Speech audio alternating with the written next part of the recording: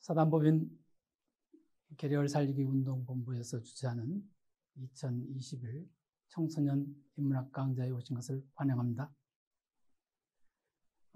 오늘 청소년 여러분과 함께 나눌 얘기는 한자를 알면 세상이 보인다는 주제입니다. 청소년 여러분은 한자 하면 매우 어려운 과목으로 그렇게 알고 있고, 또 배우는 학교도 있고 배우지 않는 학교도 있는데, 이 한자가 무엇인가를 알면 우리가 그동안 몰랐던 세상을 엿볼 수 있는 그러한 타임캡슐이라 할 수 있습니다. 우리 지금부터 살펴보도록 하겠습니다. 오늘 말씀드릴 내용은 문자 강국의 자존심이라는 테마, 그리고 문자가 도대체 어떠한 것인가, 문자의 의의가 무엇인가라는 정의를 함께 살펴보도록 하겠습니다.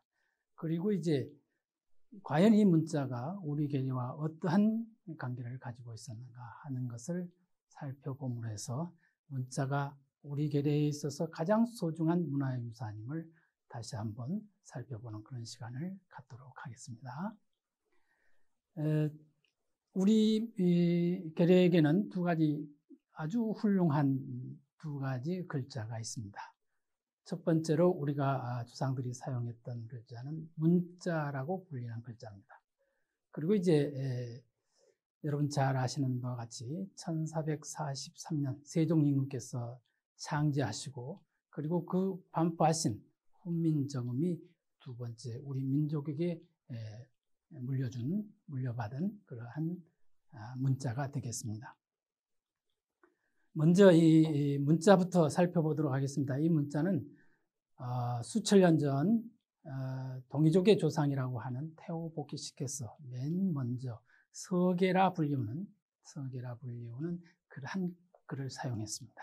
그 글은 보통 음과 양을 표시하는 두 개의 기호로 384개를 조합해서 이것을 64그룹으로 나누어서 설명한 그러한 글자입니다. 이 글은 보통 우리가 주역이라고 하는 그러한 책에 지금까지도 전승되고 있고, 그 64그룹의 그러한 글자를 다시 64개라 이렇게 이름 지어서 하늘을 상징하는 것, 땅을 상징하는 것 등등으로 이렇게 배치를 해서 우리가 이해할 수 있도록 전승되어진 그러한 문자가 있습니다. 그리고 이제 그 다음 은나라 시기, 특히 상나라 시기라고 하죠. 상나라를 다시 후대에는 이제 은나라라고 불리는데, 바로 상나라 시기에서부터 창제되어서 쓰여졌던 글이 바로 갑골문이라고 그러죠. 갑골문. 이때 당시에 붙여진 이름이 바로 문자라는 명칭입니다. 이 문자는 고유명사였습니다. 이 문자를 한번 살펴보겠습니다만은, 이 문자에 대한 오해가, 이게 우리 것이 아니라고 하는 오해가 바로 생겨 있습니다. 그것부터 먼저 살펴볼까요? 지금 한자, 한문이라는 말을 많이 들어봤습니다. 우리 주제도 지금 한자를 알면 세상이 보인다, 이렇게 설정이 되어 있습니다. 그래서 이 한자라고 하는 이름과 한문이라고 하는 이름이 지금 비근한 예로 우리 이 기록물 가운데 유네스코가 정한 세계문화유산 가운데 가장 방대한 기록물이 있습니다. 그것은 바로 조선왕조실록입니다. 조선왕조실록에 한자라는 글자 단어가 없습니다. 한자라는 글자 단어가 없습니다. 그렇다면 조선시대에는 한자라고 불리우지 않았다, 이렇게 볼 수 있죠. 그렇다면 이 한자라는 언어가 언제부터 생겨났느냐 하면은 바로 일제 시기를 통해서 이 한자, 한문이란 어휘가 생겨났습니다. 우리가 지금 알고 있는 한자, 한문의 뜻을 가진 어휘가 바로 일제 시기에 생겨나 있습니다. 이 어휘가 생겨난 이유는 문자라고 하는 이 고유한 글자 체계가 우리 결의에게 부여된 문화유산이라는 것을 알아차린 일본은 이것을 우리의 것이 아닌 것으로 만들어야 하는 절대절명의 과제가 있었던 것입니다. 거기에다가 기발하게 발상을 낸 것이 한나라 한자를 갖다 붙이는 겁니다. 그래서 한자, 그러니까 우리 것이 아닌 것 같죠. 그래서 이제 이 한자에 대한 언어를 보통 이제 제가 어릴 적에는 서당을 좀 다녔습니다. 서당 선생님들께서는 한자라는 단어를 모르고 살았습니다. 그러면 서당에서는 뭘 가르쳤느냐? 글을 가르쳤습니다. 우리가 글이라고 불렀죠. 그런데 이 한자라는 어휘가 생김으로 해가지고 이 문자라는 본래 고유명사가 이제 그 자취를 감추게 됩니다. 이 문자라고 하는 것은 영문으로 표시를 하게 되면 코리안 캐릭터가 되겠죠. 근데 한자라고 표현을 하면 차이니스 캐릭터가 될 것입니다. 엄청난 차이를 나타내게 되죠.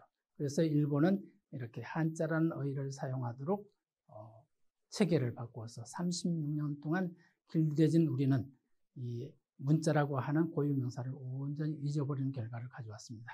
그럼 문자가 어떤 것인지 다시 한번 체계적으로 살펴보도록 하겠습니다.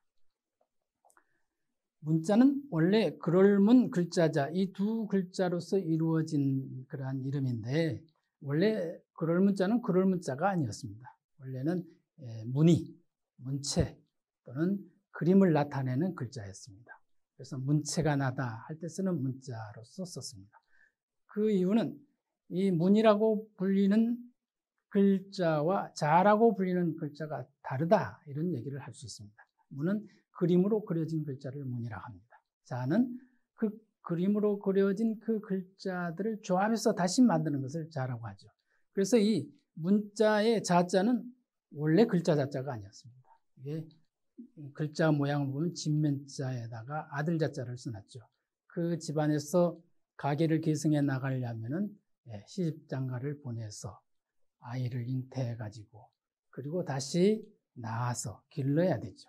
그래서 이 옥편에 찾으면 시집갈 자, 사랑할 자, 아이 뵐 자, 낳을 자, 기를 자 이런 글자입니다. 그래서 그렇게 시집장가를 보내가지고 가계를 계승하듯이 이 글자들을 시집장가 보내가지고 새로운 글자를 많이 만들어내는 그러한 방법을 자라 그랬습니다. 이걸 다시 정리하면은 문이라고 하는 것은 두 가지 방법으로 형성되고 자라는 것도 두 가지 방법으로 형성이 됩니다. 첫째, 상형이라고 하는 것은 그림 그대로를 그린 겁니다. 그 다음에 지사는 기호로 표시하는 겁니다. 이거는 하나의 기호나 그림으로 표시하기 때문에 문체날 문자, 문의 문자라고 해서 문이라고 불렀습니다.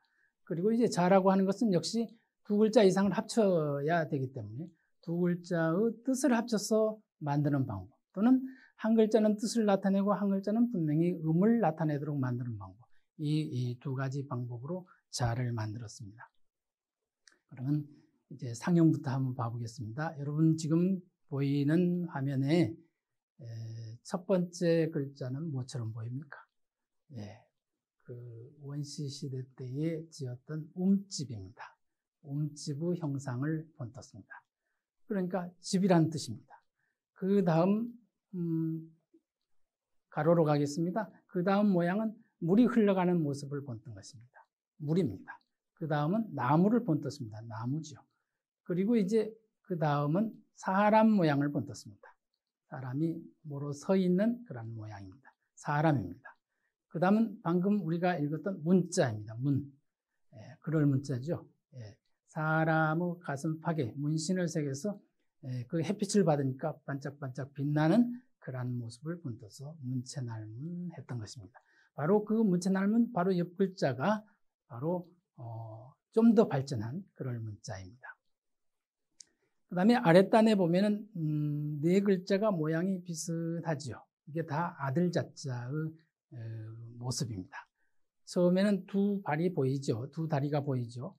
두 번째, 세 번째, 네 번째는 두 발이 안 보이죠. 강보에 쌓여 있기 때문에 발이 보이지 않습니다. 그래서 이 네 글자가 모두 아들 자자입니다. 그 다음에 이제 해를 나타내는 태양을 상징하는 것인데 이게 한일자처럼 그어져 있죠. 그리고 그 다음 글자도 해일자인데 새의 모양을 거기다 표시했습니다. 그래서 이 해일자의 경우는 우리 민족에게 있어서 우리는 천손이라 하지 않습니까? 하늘의 후예다 그러는데 바로 그 하늘의 상징인 태양에 우리 민족에게는 삼조고가 살고 있다 이런 전통을 우리가 가지고 있죠. 그래서 이 태양 아래에 점 찍어진 것은 삼조고를 표시한 거다. 그래서 좀 더 발전하니까 세 글자로 표시했던 것이 바로 그런 이유입니다. 이런 형식으로 글자를 만드는 것이 바로 가장 원초적인 방법이죠. 그래서 어떻게 보면 한글만큼이나 쉬운 게 한자가 되겠습니다. 집을 그려놓고 집이라 하고, 물을 그려놓고 물이라 하고, 나무를 그려놓고 나무라 하고, 사람을 그려놓고 사람이라 하고, 얼마나 편습니까? 그래서 이제 여기에 한자에는 그렇게 뜻만 있는 게 아니라 읽는 소리가 있습니다. 그래서 이제 움찔면, 그리고 물수, 그 다음에 나무목, 사람인, 그럴문, 아들자, 해일. 이렇게 지금 우리가 살펴본 것은 7글자를 살펴봤습니다. 이렇게 가장 원초적으로 그 모양 그대로를 그려서 글자화시키는 방법. 이것이 바로 상형이라는 방법입니다. 그 다음은 이제 기호로 표시하는 건데요. 사람을 한 사람 그러면 한 사람만 그리면 되죠. 두 사람 그리면 되는데 또 책이 한 권이다 두 권이다 그 책을 다 그릴 수 있어야 되겠죠. 그래서 이 표기하는 방법에 있어서 이 하나라고 하는 개념, 사람이든지 짐승이든지 하나라고 하는 개념을 표시하려면 어떻게 해야 되겠느냐. 그래서 하나를 그어서 하나라고 했습니다. 둘을 그어서 둘이라고 하고, 셋을 그어서 셋이라고 하고, 넷을 그어서 넷이라고 하고. 그 다음에 나오는 글자가 이제 다섯이라는 뜻인데요. 원래 이 5가지 가기 전에 한번 보죠. 1, 2, 3, 4, 5인데, 우리는 이 숫자를 명칭 지어 부를 때도, 항상 우리는 하늘의 후예니까 하늘을 상징하는 걸 맨 먼저 나타냅니다. 하나, 하늘. 그래서 하나는 하늘을 상징합니다. 둘은 역시 하늘의 상대는 땅이거든요. 그래서 위에 하늘이 있고 아래 땅이라는 표시, 둘을 표시했습니다. 둘이란 말도, 우리말의 둘이란 말도 들판, 들력, 이 자연의 삼라만상을 상징하는 둘이라는 언어가 나옵니다. 그 다음에 셋이라는 것은 역시 하늘과 땅 사이에는 사람이 서 있어야 되죠. 천지인 삼재라 그러지 않습니까? 그래서 사람을 상징하게 됩니다. 사람은 천지의 사이에 서 있는 존재죠. 그래서 셋, 서 있다, 이 음가가 서로 같습니다. 사람, 전부 시옷으로 진행이 되죠. 그래서 사람을 상징하는 것이 셋을 상징합니다. 그 다음에 이제 천지인 이 세 가지가 완성이 되고 나면 그 가운데 만물의 영장인 사람이 그 주인공이므로 주인공과 상대할 그러한 상대가 필요하죠. 상대, 너라는 뜻이죠. 즉 만물을 상징하는 넷이 됩니다. 그래서 하나는 하늘이요, 둘은 땅이요, 셋은 사람이요, 넷은 만물이 됐습니다. 그러고 나니 이제 모든 것이 다 만들어진 것이죠. 그래서 다 섰단 말이죠. 다 섰다. 그래서 이 다서도는 바로 이 하늘과 땅을 나타내는 두 이자 속에 동서남북 중앙을 나타내는 곱하기 표시를 해가지고 다섯이란 뜻을 썼습니다. 이 우주 삼라만상에 동서남북 중앙 5방에 천지 그리고 사람 만물이 다 섰다는 뜻이죠. 그래서 이제 다섯에다가 하나를 더하면 여섯. 그러니까 다 세워진 그러한 세상에 다시 하나를 더하니까 여섯이 됩니다. 여럿이 섰습니다. 다시 다섯에다가 둘을 더하니까 일곱 그랬습니다. 일일이 곱해서 기하급수적으로 늘어나겠죠. 일곱 그럽니다. 여덟, 아홉 전부 다 다섯에다가 셋, 넷을 더한 겁니다. 그러니까 그 숫자가 아울러서 다 곱해지도록 여럿이 다 곱해지도록 곱, 덥, 홉 다 이 곱한다는 그 음가가 들어있습니다. 그렇게 다 세워놓고 보니까 빅뱅으로부터 출발한 우주 팽창이 다 열렸다 해서 열됩니다. 그래서 다섯을 더하니까 열이 됐습니다. 이것을 우리는 숫자를 하나 이름 지음에 있어서도 이렇게 천지자연의 원리를 그대로 포함하고 있습니다. 이것을 우리 한글하고도 한번 살펴볼까요? 이 한글에서도 보면은 기역, 니은, 디귿, 니을, 미음, 비읍, 시옷, 이응까지가 이게 하나, 둘, 셋, 넷, 다섯에 해당합니다. 한번 볼까요? 우리가 첫 번째는 무조건 우리 민족은 하늘을 상징한다 그랬죠. 기역은 천기가 하강하는 모양입니다. 그 다음에 두 번째 니은은 지기가 상승하는 모양입니다. 역시 여기서도 기역은 하늘, 니은은 땅입니다. 그 사이에 이제 천지의 기운이 서로 엎치락뒤치락 교구를 하게 되는데 서로 교구하는 모습이 디귿이 되었다가 니을이 되었다가 드디어 미음이 되었습니다. 미음은 정확하게 기역자와 니은자가 합치된 모습이죠. 그래서 미음이라고 하는 것은 천지의 기운이 합치됐습니다. 그러고 보면 이제 뭐가 나와야 될 것인가? 이제 미음에서 움터 올라오는 싹이 있어야 되겠죠. 네, 비읍이 나왔습니다. 그 다음에 이제 그 움터 나오는 그 존재가 뭐였던가 했더니 천지다면 사람이었으니까 시옷은 사람을 상징합니다. 천지인 삼재가 완성이 되었으므로 이 운행의 그 우주 원리는 돌고 돌아야 되겠죠. 그래서 이응이라는 것이 돌고 도는 모양을 표시했습니다. 그래서 이제 이응 이후의 것들은 우리가 다섯 이후의 것들은 다섯에다가 하나, 둘, 셋, 넷, 다섯을 더했듯이 이응 이후의 것들은 전부 여기에다가 하나씩 더하는 겁니다. 기역에다가 한획을 더하니 키역, 니은에다가 한획을 더하니 디귿, 디귿에다가 한획을 더하니 티귿이 됩니다. 미음에다가 비읍, 비읍은 움터 올라온다 그랬죠. 피읍은 사방으로 움터 나가는 것입니다. 그래서 피읍. 그 다음에 이제 시옷에 한획을 더하니까 지읒. 그 다음에 지읒에 한획을 더하니까 치읒. 이응에다가 두획을 더하니까 희응이 됐습니다. 이처럼 우리 민족은 어느 것을 이름 짓더라도 절대적으로 하나, 둘, 셋, 넷, 다섯의 원리를 그대로 적용합니다.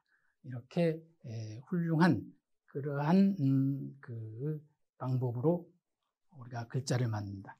방금 그렇게 만들었던 것이 바로 기호를 표시하는 방법입니다. 그래서 그 이름을 지사라 그러는데 그 아래쪽 하단 보면 위에 점을 하나 찍어서 윗상, 그 다음에 세 번째 글자 아래에 점을 하나 찍어서 아래하, 그 사이에 있는 것은 윗상자가 변화된 모습, 아래하자가 변화된 모습입니다. 이러한 방법으로 만든 것을 지사라 그러죠.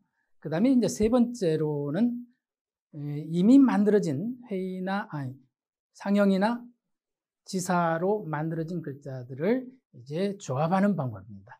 회의라고 하는 건 뜻을 모은다는 뜻이죠. 그래서 우리가 아까 보았던 진면자에다가 아들 자자를 합치니까 시집갈 자, 사랑할 자, 아이 뵐 자, 낳을 자, 기를 자, 글자 자자가 되었습니다. 그 다음에 사람인자에다가 나무목을 더하니까 나무 그늘 아래에서 사람이 쉬고 있구나. 그래서 쉬류자가 됩니다. 또한 나무처럼 가만히 앉아있으면 쉬는 거죠. 그래서 쉬류자의 모습을 봤습니다. 이처럼 공식입니다. 한자를 만드는 공식. 그러니까 이렇게 읽어나가면 한글만큼이나 쉬운 게 한자다. 이렇게 말할 수 있겠죠. 이것이 바로 세 번째 문자를 만드는 방법이었습니다.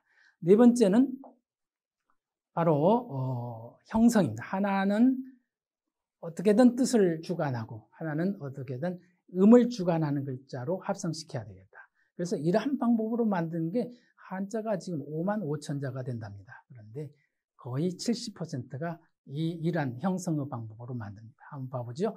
물숫자와 나무목자를 합성시켜 놓고 보니까 이것이 물이 나무에 뿌려지고 있군요. 그러면 나무 위에서 비가 내리고 있다는 뜻이겠죠. 나무에서 비가 내리고 있다는 뜻을 가져와 가지고 이 나무 목자가 목이니까 목이라는 글자가 되겠죠. 그래서 삼수변으로 바뀌어서 삼수변과 나무목을 합치면 이게 바로 방금 보았던 비가 나무에 뿌려지면 어떻게 됩니까? 몸통은 젖지 아니하고 잎과 가지만 젖죠.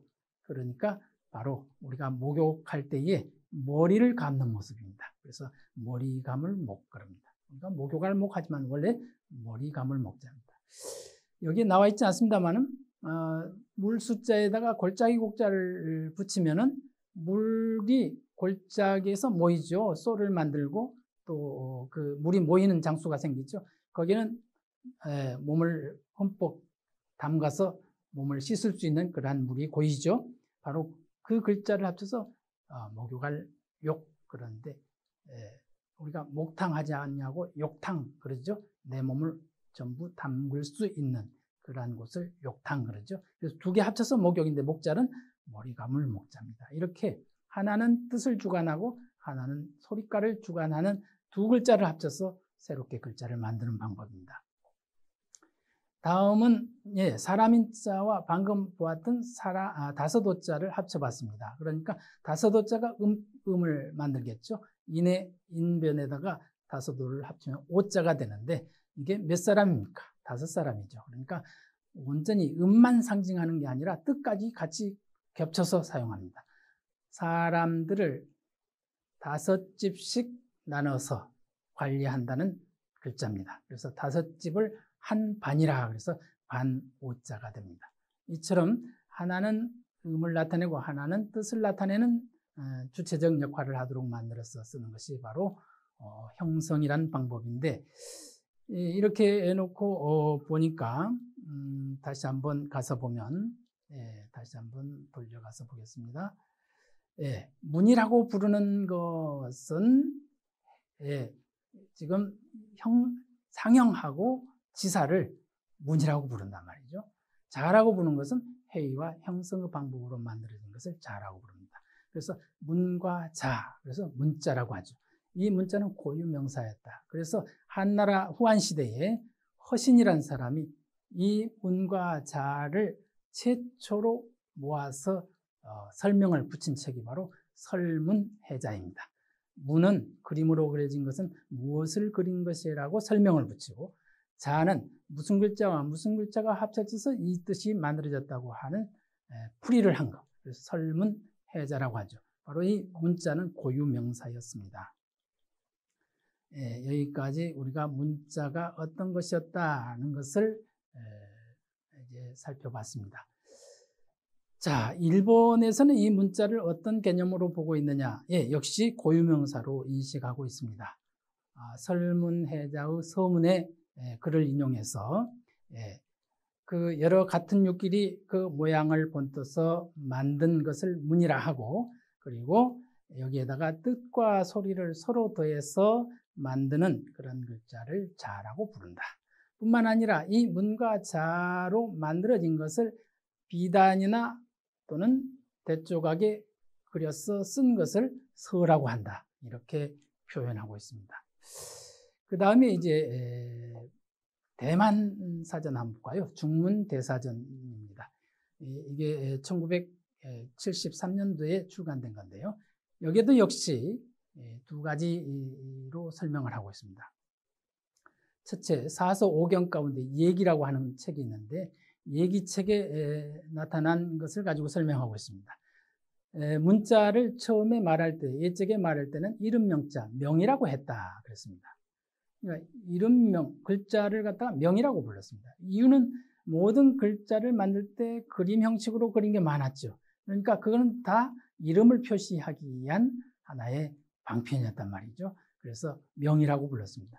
그런데 그 명을 후대에서 와서는 자라고 불렀다. 이렇게 얘기의 빅례라고 하는 편 주에 이렇게 표시가 되어 있습니다. 그리고 두 번째는 설문서를 그대로 인용하고 있습니다. 마찬가지로 그 모양을 본떠서 만든 것을 문, 뜻과 소리를 더해서 만든 것을 자라고 부르는데 이 문이라고 하는 것은 그 물상의 근원이다, 근본이다. 그렇죠. 물상의 근본을 하죠. 물상 그대로를 그리고 기화시킨 것이니까요. 자라고 하는 것은 이것을 점점 글자를 불어나게 만들어서 많이 표현할 수 있는 방법을 형성한 것이 바로 자입니다. 다음은 중국이 그 대사전 만든 게 좀 늦었습니다. 중국의 한의 대사전이 1990년도에 발간됐는데 여기에서도 똑같이 설문의 서를 인용해서 문자는 고유명사임을 똑같이 말하고 있습니다. 여러분 긴장하십시오. 제가 막 달려왔는데 이제 우리 국어사전을 한번 볼 겁니다. 우리 국어사전은 이 뜻이 온전히 사라져 버렸습니다. 이유는 뭐라 하겠습니까? 바로 일제가 한나라 한자를 갖다 붙임으로 해서 이 글자가 우리 글자가 아닌 고유명사를 상실한 그러한 상태로 되어 있습니다. 자, 문자 보겠습니다. 예전부터 전해 내려오는 한자로 된 수거나 성구 또는 그 문장 이렇게 됐는데 문자 쓰지 말라 이럴 때 쓰는 문자를 해설한 겁니다. 그 다음에 인간의 의사소통을 위한 시각적인 기호체계 이게 보통 명사화 시켜버렸습니다. 문과 자가 엄연하게 고유명사인데 여기서는 이제 의사소통을 위한 시각화된 그런 기호체계 그러니까 알파벳이라든지 범어를 쓰는 문자라든지 이런 것들이 다 문자라고 합니다. 문자. 글자가 다 문자로 통칭되는 그런 상황이 됐습니다. 심지어는 이제 키보드를 눌러서 화면에 나타낼 수 있는 한글, 알파벳, 숫자, 구두점 통틀어서 문자를 한다. 영 바뀌어 버렸죠. 고유한 뜻을 가진 문자를 이렇게 온전히 왜곡돼서 지금 우리는 지금 이 원래 고유 명사인 문자의 뜻을 알 수 없게 만들어져 버렸습니다. 우리 훈민정음에서는 뭐라고 불렀을까 보시죠. 나란 말씀이 중국에 달아 여 문자로 불상유통일세 이렇게 돼 있죠. 문자라고 나옵니다. 이 나란 말씀이 중국에 달아 이 중국이 이제 무슨 나라냐 이게 참 안타까운데요. 지금 광화문 앞에 가면 세종임금의 동상 아래에 훈민정음 서문이 번역되어 있습니다. 그런데 우리가 문자라는 것을 이미 잃어버렸기 때문에 거기에는 문자를 한자로 번역을 해놨습니다. 네, 한번 보십시오. 나란 말씀이 나라의 말소리가 국지어음입니다. 이게 본문을 보면 국지어음이 나라의 말소리가 2호 중국입니다. 중국에 닳다. 중국과 닳다 아니고 중국에 닳다. 중국이란 말은 세종임금 때 중국이란 언어가 없죠. 보통 당시의 중국은 국중이라는 언어입니다. 온 나라 안에 그런 뜻입니다. 옛날 언어 중에는 이 앞뒤가 바뀐 언어들이 많이 있죠. 평화를 화평 이렇게 한다든지. 그래서 이 중국이라는 단어는 국중이라는 단어로 풀어야 한다. 나라의 말소리가 우리나라 안에서 다르더란 말이죠. 다릅니까? 제주도 방언을 우리가 들으면 거기에 30%나 우리가 알아먹을 수 있을지 모릅니다. 강원도 방언도 아마 그와 비슷하지 않습니까? 지역마다의 말소리가 다르단 말이죠. 이것을 다시 문자로도 표현하기가 어렵다. 불상유통이라고 했습니다. 문자와 서로 삼았지 아니할 때 서로 유통되지 않단 말이죠. 그래서 이 28자를 만들어서 백성들과 함께 이것을 공유해서 우리 의사소통이 제대로 되도록 해야 되겠다라는 것이 바로 훈민정음이죠. 말 그대로 백성을 가르치는 바른 소리다. 이렇게 만들어진 글자입니다. 바로 그 훈민정음에서도 한자 한문이라 부르지 않고 문자라고 불렀다. 이해가 되시죠? 그래서 이 문자를 찾아와야 되겠다. 문자라는 말을 독립시켜야 되겠다. 문자를 독립시키는 게 진정한 독립이다. 이렇게 생각되기까지 합니다. 그래서 한자라고 부르면은 이것을 영문으로 뭐라고 하느냐? 차이니스 캐릭터. 중국어란 말이에요. 그런데 분명히 문자는 우리 이 계례가 쓰던 그런 그 은나라 시대는 중국어 역사들이 다 동이의 시대, 구이의 시대라고 부릅니다. 이족의 시대라고 부릅니다. 그래서 이 문자를 본래 이름으로 되돌려 놓으면 이것이 코리안 캐릭터가 된다. 그래서 이것을 문자를 이미 한자라고 불렀으므로 한자라고 한다면 우리 한국 한자를 써서 한자라고 불렀으면 좋겠다. 이런 얘기입니다. 이미 이러한 노력이 한의학에서는 이미 완성되었습니다. 처음에 한의학 할 때 역시 일제가 이것을 한나라 한자를 붙여가지고 한의학이라고 만들었습니다. 그런데 우리가 1986년에 한국 한자를 써서 한의학으로 명칭을 변경했습니다. 그때 당시에 영문은 이게 코리안 오리엔탈 메디신 이렇게 했던 것을 코리안 메디신으로 코리안 메디신 영문 명칭까지 바꾼 것은 바로 2012년이 되겠습니다. 그러므로 이제 문자를 한자라고 했는데 한나라 한자라는 이름을 문자로 바꾸지 못할 것 같으면 바로 한자를 하더라도 한국 한자를 써서 한자라고 하면 어떨까 하는 생각을 해봤습니다.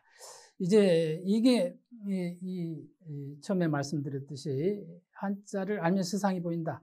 한자 속에는 우리 계례가 살아왔던 모든 기록이 숨어 있습니다. 타임 캡슐입니다. 집가자 한번 살펴보겠습니다.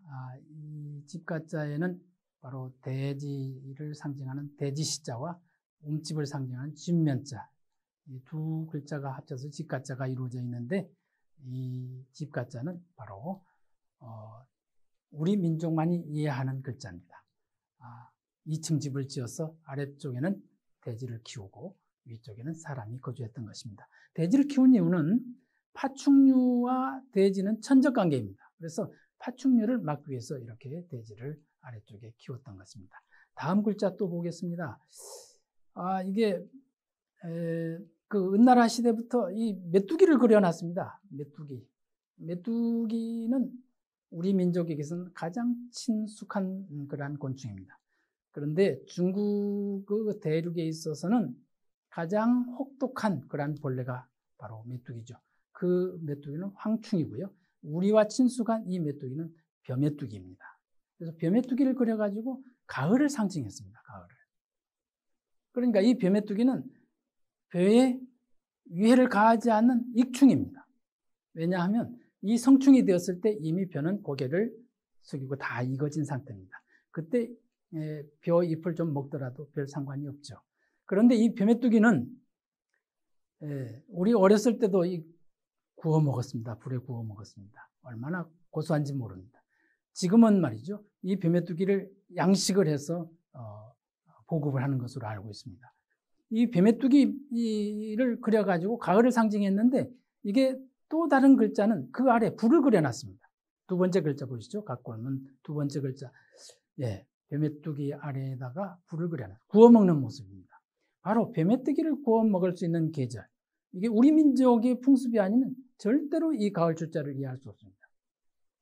그래서 실은 이제 완성된 글자도 벼화자 옆에 불화자입니다만은 실은 벼화자가 원래는 벼메뚜기 형상에서 발전한 겁니다. 그래서 이 가을 출자를 우리의 풍습이 아니면 이해할 수 없는, 중국 사람들은 이해할 수 없는 그런 글자 중에 하나입니다. 하나 더 보죠. 그 활자로 된 글자, 달월자의 개견자를 보겠습니다. 이게 개고기 연자입니다. 개고기는 말이죠. 우리 민족에게 있어서는 주식이었습니다. 물론 애완견은 아닙니다. 주식이었습니다. 여우를 데려와서 집안에 정착시킨 게 이게 개일 수도 있다. 뭐 이런 얘기를 하는데, 개고기 연자입니다. 이 개고기 연자를 찾으면은 불에 그을년 그리고 그럴년 이런 뜻이 들어 있습니다. 그런데 이 개고기를 잡는 우리 민족만의 풍습이 있습니다. 그 풍습은 바로 불에 그을려서 잡습니다. 불에 그을려서 잡습니다. 그래서 불을 상징하는 점 4개를 다시 붙여가지고 그럴년, 불에 그을년 이렇게 하고 개고기 연자는 그냥 달월에 개견자를 썼습니다. 그래 놓고 보니까 그럴년자를 그러나 역접 접속사로 쓰다 보니까 이게 불태울 연자를 새로 또 하나 만들어야 되겠어요. 그래서 다시 거기에다 앞에다가 불화자를 하나 더 붙여가지고 불태울 연, 그을 연자가 만들어진 겁니다. 그런데 다음 글자를 보면 대단합니다. 이 개견자에다가 그릇 4개를 그려놨습니다. 온 집안 식구가 이 게장국을 끓여서 나눠 먹는 모습인데 각자의 그릇이라는 개념이 이때부터 생겼습니다. 그래서 그릇 기자가 이렇게 형성이 됐습니다. 뭐 여러 가지 많이 있습니다만은 다음 기회에 또 볼 수 있도록 하고 우리가 마지막 이것은 좀 해봐야 되겠죠. 한자 교육이 필요하다. 그런데 우리의 글이고 또 우리의 말입니다. 뿐만 아니라 수천 년 동안 우리 계리와 함께 발전해온 타임캡슐의 하나다. 그러니 이 모든 역사가 이 문자로 기록되어 있기 때문에 버릴 수 없다. 셋째는 우리가 현대 공부를 하더라도 기본 도구 과목입니다. 우리말의 70%가 한자어에서 유래했다고 하니까 한자를 알면 그 말이 축약되어 있습니다. 축약된 말을 이해하려면 한자를 알아야 됩니다. 그렇기 때문에 이제 수학, 과학 모든 과목의 언어들이 다 한자어로 이루어져 있습니다. 그렇기 때문에 한자를 알면 달리 국어사전을 찾지 않더라도 그 뜻을 이해할 수가 있습니다. 네 번째는 한자는 인성 그 자체입니다. 한자에는 잘못된 나쁜 것을 상징하는 글자들이 거의 없습니다. 가장 선을 상징하는 글자들로 이루어졌습니다.